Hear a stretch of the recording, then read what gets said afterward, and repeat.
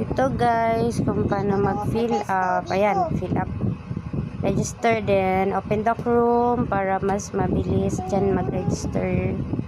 So, pag naka-register ka na, login. Dahil ako meron na naka-login na ako. So, ayan. Access dashboard. So, ayan yung withdrawable funds ko na. So, pag nag-20 na siya, pwede na siyang ma-withdraw.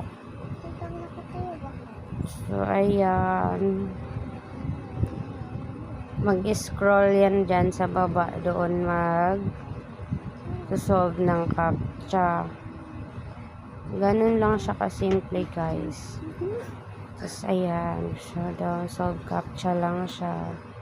Tapos ayan. Ganyan lang siya. Pinakita ko naman na sa una yung isa. Tapos ayan. Ayan. Nandyan din yung wallet guys. Ayan yung nakita nyo. Withdrawable funds.